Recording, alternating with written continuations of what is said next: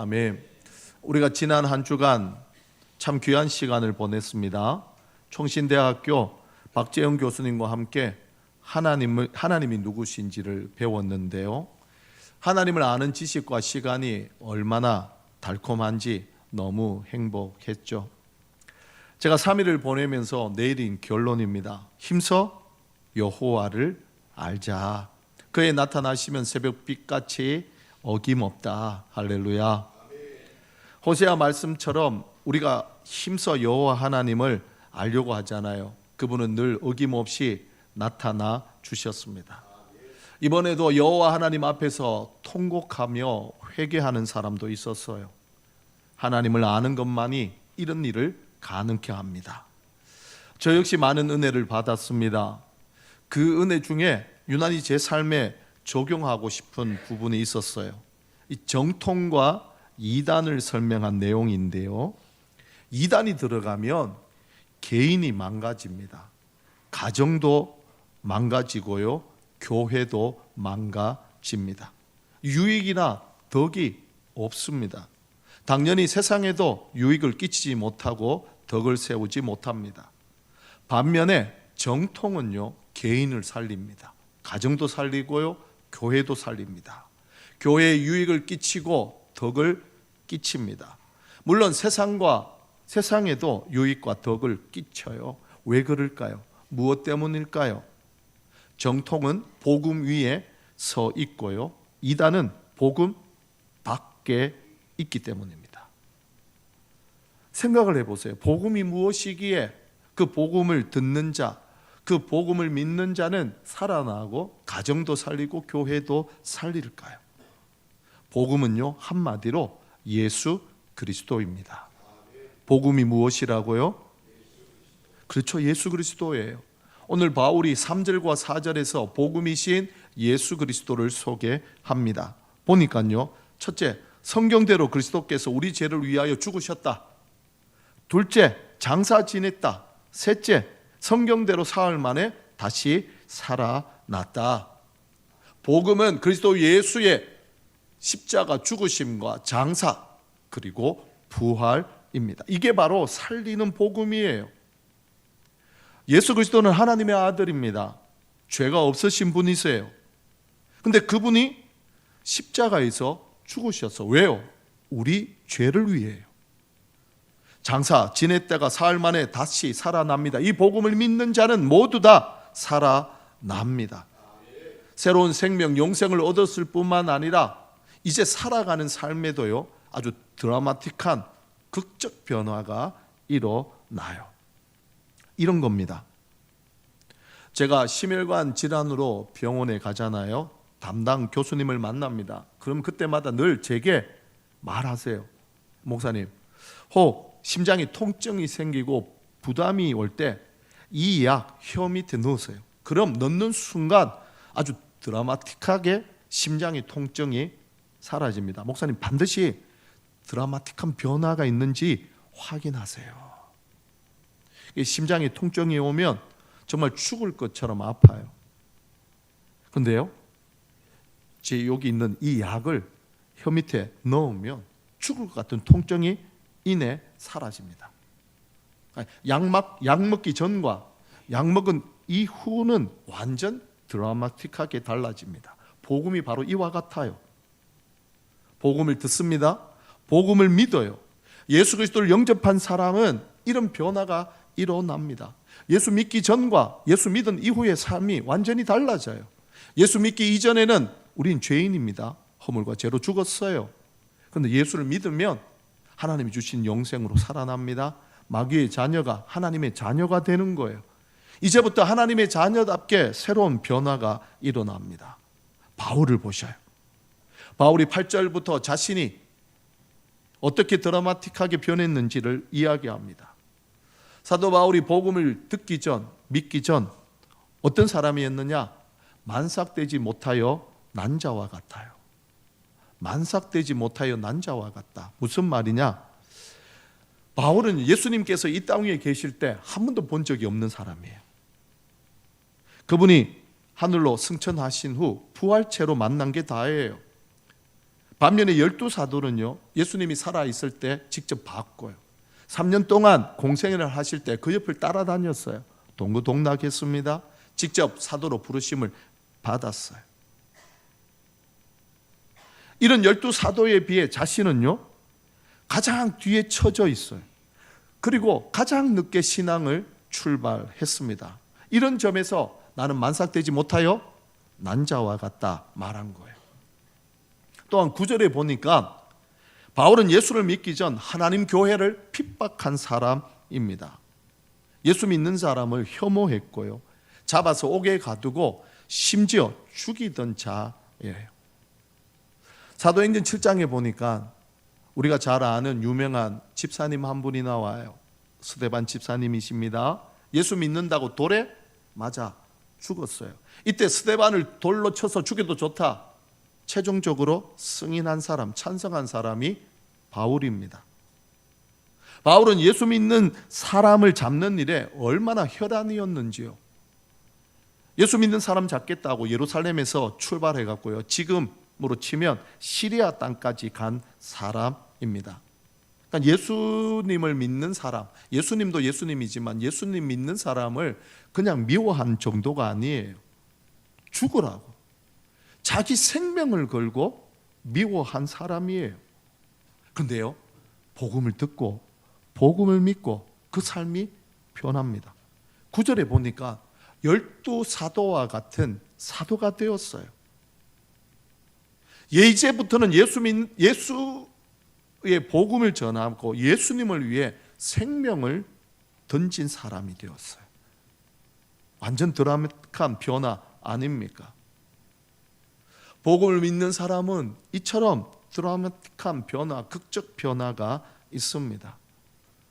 오늘 말씀 앞에서 이런 변화가 내게 있는지 한번 점검해 보셔요. 복음을 듣기 전, 예수를 믿기 전의 삶과 예수를 믿고 난 이후의 삶이 바뀌고 변화되었는지 한번 점검해 보셔요. 우리가 이렇게 변화된 삶을 살 수 있는 핵심이 있는데요, 그 변화의 중심에 무엇이 있느냐? 하나님의 은혜가 있습니다. 무엇이 있다고요? 하나님의 은혜가 있어요. 예수님을 영접하고 변화된 삶을 산다, 한마디로 하나님의 은혜로 산다는 건데요, 이 은혜로 산다는 게 무엇인지 제가 한번 소개할게요. 교수님이 이번에 말씀 축제에서 정통을 이렇게 설명했습니다. 그걸 인용하면서 한번 설명해 보겠습니다. 나는 지금 하나님에 대해 연구한 새로운 내용을 전하는 것이 아닙니다. 이미 우리 선조가 선포한 바, 우리 선조가 고백한 바를 전할 뿐입니다. 이것이 정통입니다. 받은 것, 배운 것을 그대로 전할 뿐입니다. 이것이 정통입니다. 그러니까 교수님이 지난 한 주간 3일 동안 하나님이 누구신지 가르쳤는데 자기가 새로운 걸 가르친 게 아니에요. 이미 선조들이 가르쳐 놓은 걸 배웠고 받은 걸 우리에게 그대로 전달했습니다. 제가 이 말을 듣는데 가슴이 뜨거워졌어요. 그러면 우리 선조들은 누구한테서 이걸 배우고 받았을까요? 오늘 본문에 나와요. 자, 3절, 4절 말씀을 보시죠. 3절 어떻게 시작합니까? 내가 받은 것을 먼저 너희에게 전하였노니. 내가 받은 것을 전한다. 받은 것, 이게 시작이에요. 은혜의 시작이에요. 5절로부터 8절에 보니까 게바가 나오는데요, 이 베드로입니다. 12사도 500여 형제 모두 다 복음을 예수님께 받았어요. 그 복음을 바울도 받았습니다. 이 복음이 나를 살려요. 이 복음이 가정을 살립니다. 이 복음이 교회를 살립니다. 그리고 이 복음이 세상을 살립니다. 어떻게 해요? 받은 복음을 전함으로요. 바울이 그렇게 전한 거예요. 11절에 보니까 12사도처럼 복음을 전파합니다. 이 복음을 받고 받은 복음을 전하고 전파하는 삶의 중심에 바로 은혜가 있습니다. 이전에는 복음을 대적했어요. 복음을 공격했습니다. 복음을 믿지 않았어요. 그런데 복음을 받고 복음을 믿고 예수님 때문에 변화되니까 그 복음을 전하는 사람이 되었어요. 그 중심에 은혜가 있습니다. 10절입니다. 우리 10절을 함께 읽습니다. 그러나 내가 나 된 것은 하나님의 은혜로 된 것이니 내게 주신 그의 은혜가 헛되지 아니하여 내가 모든 사도보다 더 많이 수고하였으나 내가 한 것이 아니요 오직 무엇이라고요? 나와 함께 하신 하나님의 은혜로다. 할렐루야. 바울은 10절에서 두 번의 은혜를 고백합니다. 첫째, 내가 나 된 것은 하나님의 은혜다. 둘째, 이 은혜가 헛되지 않도록 내가 더 많이 수고하지만 내가 한 것이 아닙니다. 나와 함께 하신 하나님의 은혜입니다. 자, 첫 번째부터 보죠. 내가 나 된 것 하나님의 은혜입니다. 복음으로 변화된 것 하나님의 은혜입니다. 우리는 복음을 믿기 전, 복음을 듣기 전, 예수를 믿기 전 허물과 죄로 죽은 죄인이에요. 그런데 하나님의 은혜로 예수 그리스도를 믿고 의롭게 되었습니다. 로마서 3장 24절 말씀을 보셔요.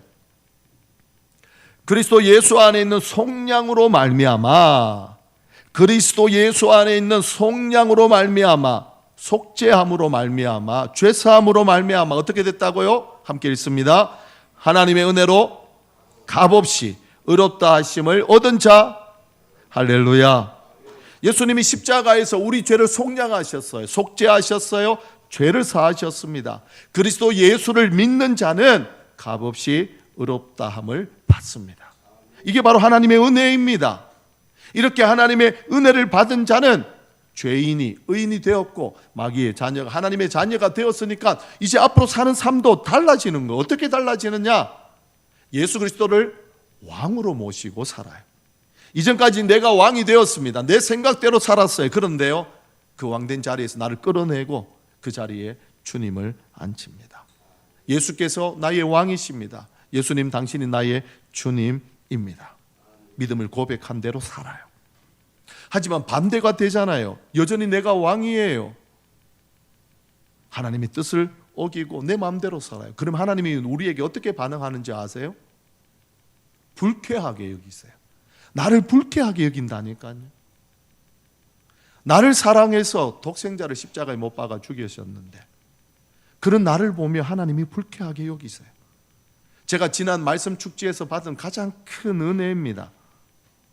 하나님을 불쾌하는 목사, 불쾌하게 만드는 성도, 불쾌하는 사람, 불쾌하게 만드는 사람으로 살지 말고 하나님을 기쁘게 하는 삶을 살자, 그렇게 결단했어요. 하나님의 은혜 안에 산다, 하나님을 기쁘게 하며 사는 거예요.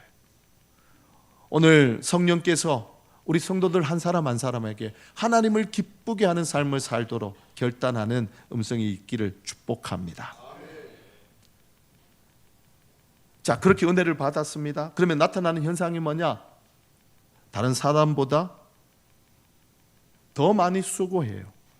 그런데 놀라운 건 그런 수고가 내가 한 것이 아니라 나와 함께 하시는 하나님의 은혜가 했다고 바울이 고백합니다. 바울은요, 예수님을 만난 후에 예수 그리스도의 종으로 자처합니다. 주인이신 예수 그리스도의 뜻을 따라 살아요. 이방의 복음의 빛을 비추고 복음을 전파하는 일꾼으로 평생을 삽니다. 다른 12사도보다 더 많이 수고하고 애썼어요. 이렇게 수고했는데 내가 한 것이 아니랍니다. 나와 함께 하시는 하나님의 은혜가 있답니다. 수고하고 땀 흘리는데 이 모든 수고를 감당할 수 있는 힘이 무엇이냐? 나와 함께 하시는 하나님의 은혜가 1차 원인인 거예요. 할렐루야. 이게 바로 변화된 삶의 핵심입니다. 오늘 하나님께서 주님의 교회 산소울과 우리 성도들에게 던지는 메시지가 분명합니다. 너는 예수 그리스도의 복음을 들었느냐? 너는 예수 그리스도의 복음을 받았느냐? 너는 예수 그리스도를 너의 왕으로 모셨느냐? 모셨다면 드라마틱한 변화가 일어났느냐? 너는 너를 부인하고 예수님을 왕으로 모시고 사니 함께 하시는 하나님의 은혜로 변화되고 복음을 전파하는 것이 기쁨이니 삶의 목적이니 주님께서 물으세요. 우리가 이렇게 살려면 필요한 게 영적 디테일입니다. 왜 그런 말 있잖아요. 클래스는 디테일에 있다.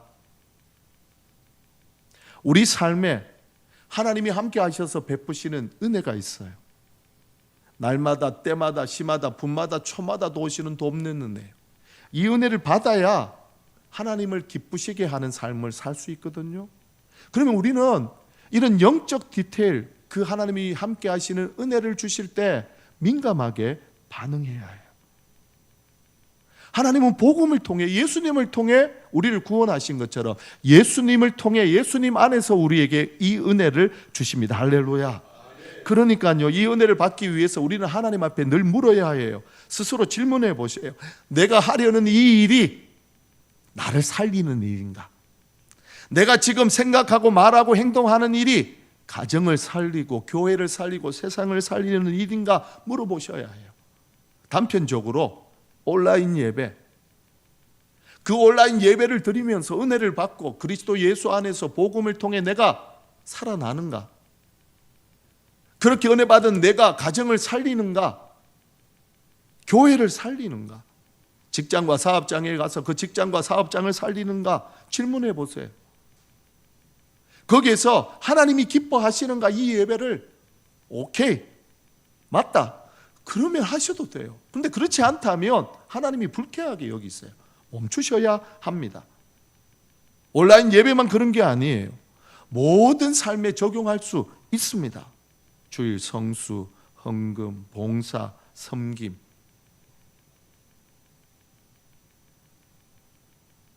여기에 예라고 대답이 된다면 그렇게 섬기시면 됩니다. 이게 바로 우리 신앙의 수준이에요.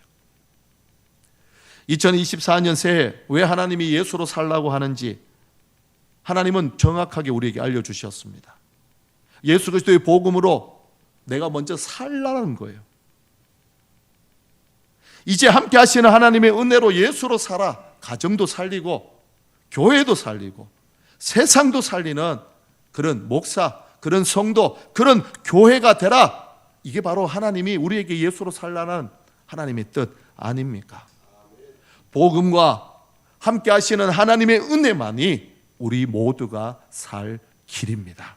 이 시간 주님의 교회에 산솔과 우리 모든 성도들을 축복합니다.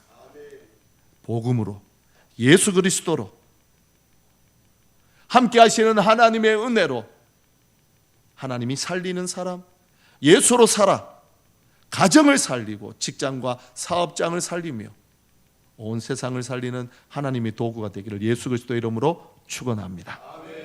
자, 말씀을 생각하면서요, 우리 충만 찬양을 드리고 잠깐 기도하고 공동의회를 이어가겠습니다.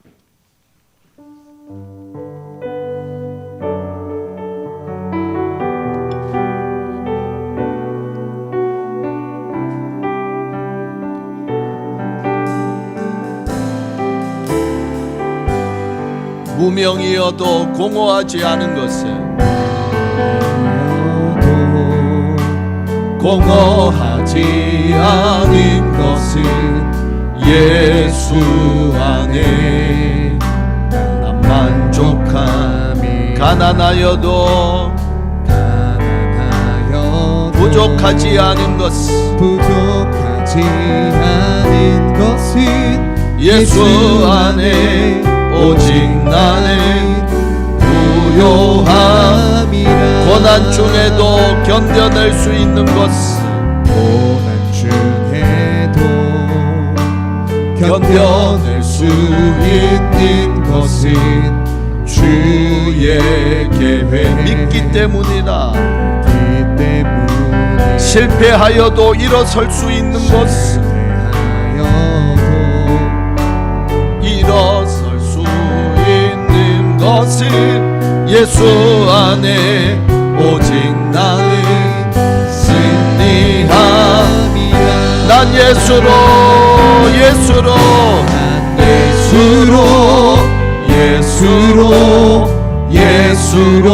충만하네. 난 예수로 충만하네. 난 예수로 예수로 충만하네. 영원한 왕 내 안에 살아계. 난 예수로 난 예수로 세상 모든 것들도 세상 모든 것 부럽지 않네. 난 예수로